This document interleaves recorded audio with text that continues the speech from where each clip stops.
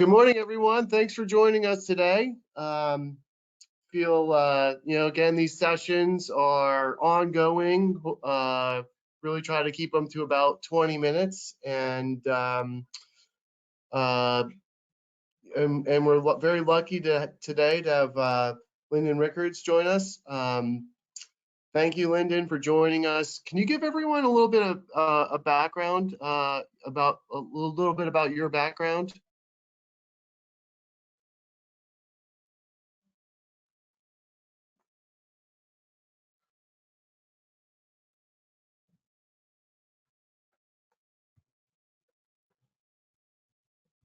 Hello. Hi, Lyndon. We can hear you now. Okay, thanks. Sorry about that. Yeah, glad to join. I've been in the propane industry about 36, 37 years now. Worked for propane retailers in the New England area, 2 different ones over that period of time. I started with PERC 3 years ago, the Propane Education Research Council, as the Director of Safety and Regulatory Compliance. Very involved in developing technical training curriculum for the industry, remodularizing all of our CTEP curriculum and things like that. I've been a little bit in doing everything in the propane industry for a while.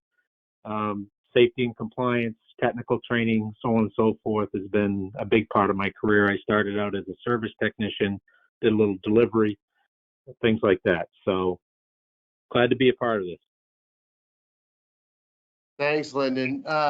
So talking today specifically, what is can you give us a couple of examples of interruption of services? Sure. Yeah, I think everybody kind of very familiar with the typical out of gas situation, but if you think of an interruption of service, the way we explain it in our training curriculum is basically any time that the propane pressure in a system is no longer sufficient enough to allow appliances to operate. So you've lost pressure in the system and your appliances can't operate properly. Now, the out of gas is obviously the easy one to determine. The problem being is it's a little more of a challenge to, you have to be aware of exactly how your company wants to do that because the code doesn't tell you how to do that. It's very specific to your company policy. Some companies will use pressure as a means to determine if there's been an interruption or not. Others will have something to do with how many gallons you deliver to a container to determine in a situation where it's out of gas. So if it's a certain percentage of the full capacity, they may, want you to conduct a leak check of that system. But companies have to determine that, and I think that's been the way it is in the industry for as long as I've been in it. So I think one of the keys to an interruption of service and thinking of that definition is when that takes place, how does that take place? So I just want to give you a couple of examples where other than the out of gas, but I mean really it comes down to when you shut the supply source off or it's been interrupted in some way. So maybe when a customer calls and they say they smell gas or they have an odor, any other type of emergency related call, our industry's been trained to instruct them to turn off the gas, right? So go out and shut off the supply source. So there's a possibility that there's been a pressure loss in there, especially if there's appliances operating or pilots burning and things like that.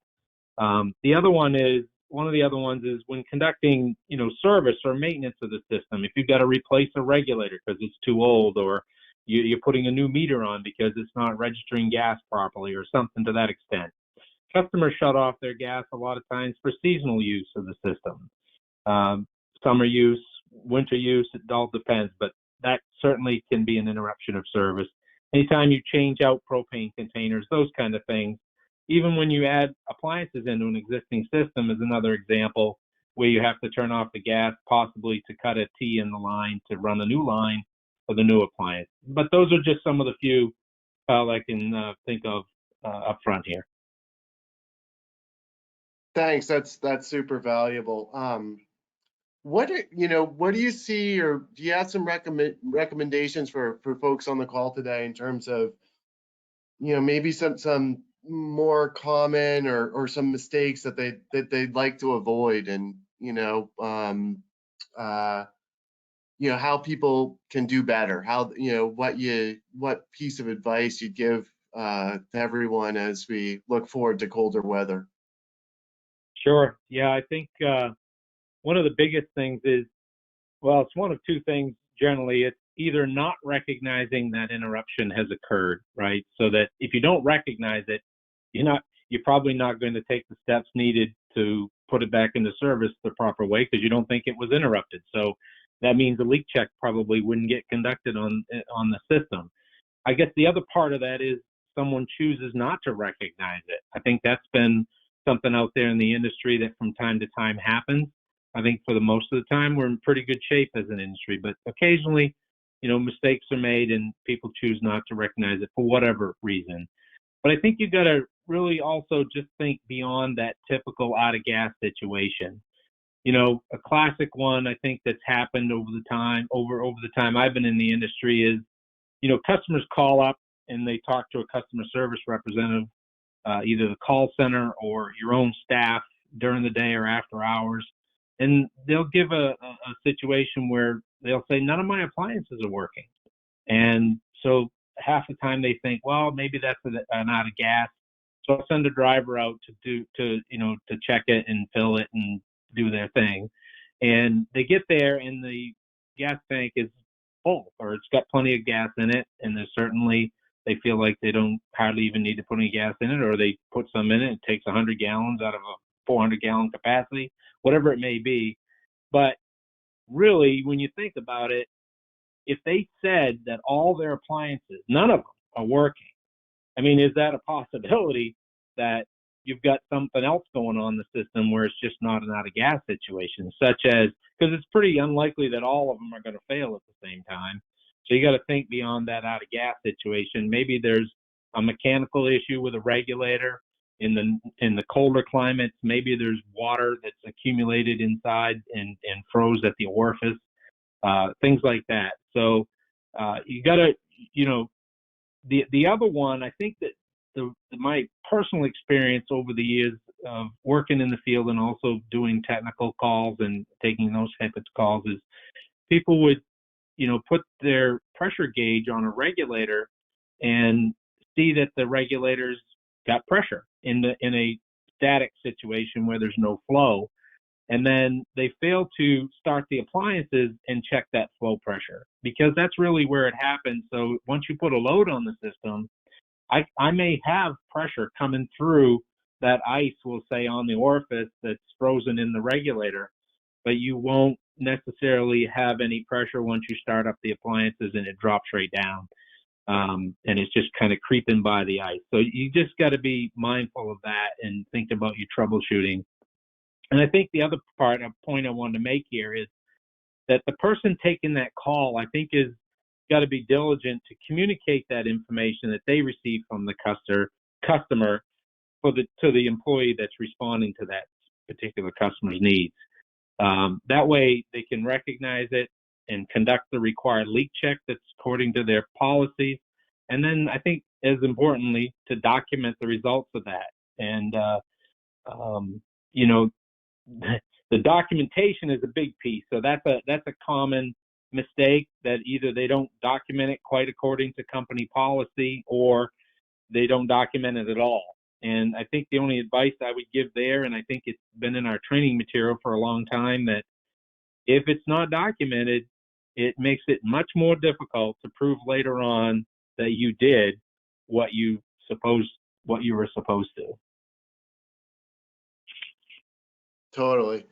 Yeah, thanks. Yeah, it seems like there's a lot of elements. You need to have the right policies, the right training, and then go out and actually do the stuff right and make sure that you document it right, and of course have the right follow-up. So a lot of different parts of the organization involved, and that's got to make it more challenging for everyone. Absolutely. Great. Well, okay. Well, we try to keep these to 20 minutes. I'm going to jump into how we would document this in P3. Again, this is our mobile service. We're looking at it. We're going to document an interruption service. We're going to enter the account number. Again, we are P3 is integrated with most back office providers at this point. We'll enter so all the account information will come by. We'll select the location. Here we'll select the reason.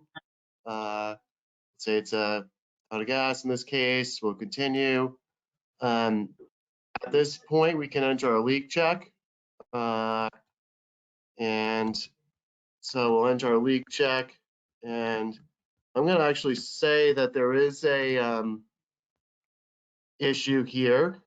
We're going to say that we are losing pressure. And as I continue here, of course, I'll be prompted through our error recognition that we did have, again, always back to the code, NFPA 54, Chapter 8, can have a loss of pressure, but that is what happened. I mean, this is something that you are going to be faced with. So at this point, we are going to continue, but it's also going to allow me to tag out the container. So I will add a tag to the container, and I can add my tag number and my reason. Just failed. And I can save this. Now I can continue. I'm going to email this out to the customer from the sniff test. And at this point, we'll be able to preview our interruption of service. We can see our container that's tagged out. And we can see our leak check failing. Maybe the customer isn't home. That's part of the problem. We can save it. So all that information is going to go right into P3. And we can take a look here at how we catch that. Refresh our dashboard. Probably should have just, it'll take a second to get here.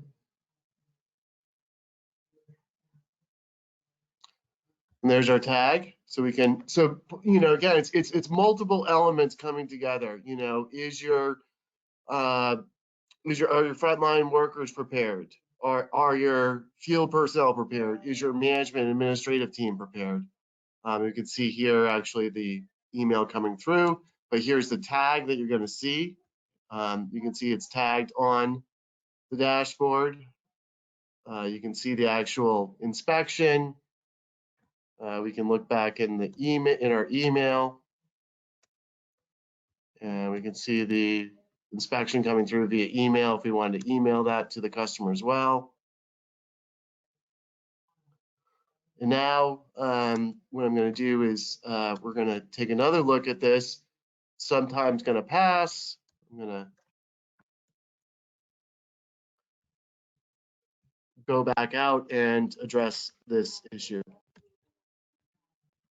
So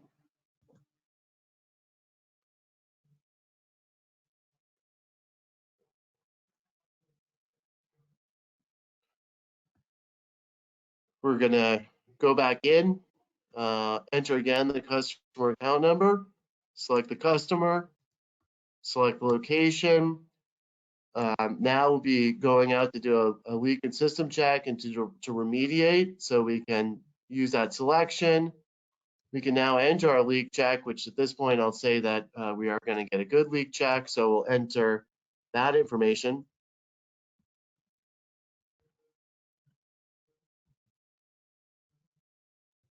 And we can continue. Okay, again, this is our error recognition. I mean, this is the stuff that protects you as a marketer. Have a good leak check on file for every one of your customers. And the mistakes, again, that we see in the field, it's hectic out there. It's hard to do this job the right way, and there's a lot of paperwork requirements. And our field people don't love paperwork. So we can tap on the hyperlink. Again, we're going to point back to the applicable code. 54C, if you're doing a high pressure test, recommends documenting a drawdown from tank pressure. So I can go back, highlight in red. That's what I need to address. I can do that. I can continue. Now at this point, I'll be able to remove the tag from the container. So I'm going to inspect that container. I'm going to remove the tag here and move forward with my inspection.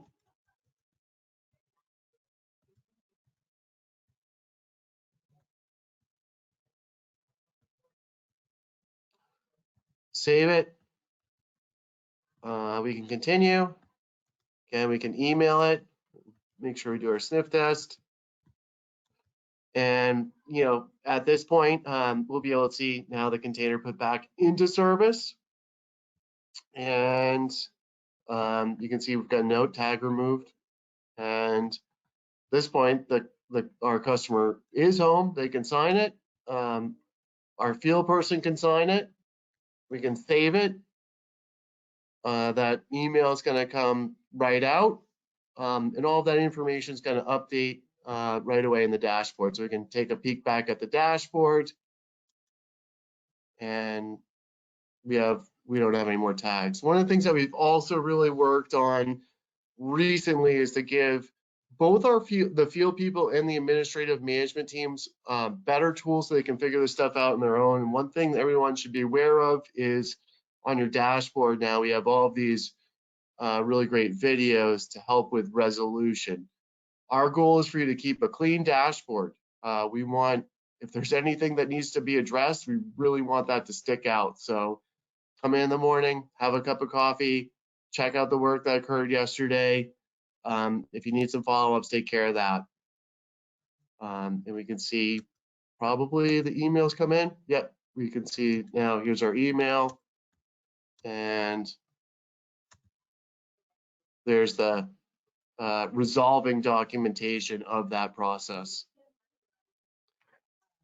So that's a snapshot of interruption service. Some really great background by Lyndon, and you know, just a brief tutorial of how to make that happen within P3 with using the mobile functionality as well as the desktop site. So we try to keep these moving along at a good clip. We know everyone's busy. We're happy for the cold weather on a professional basis.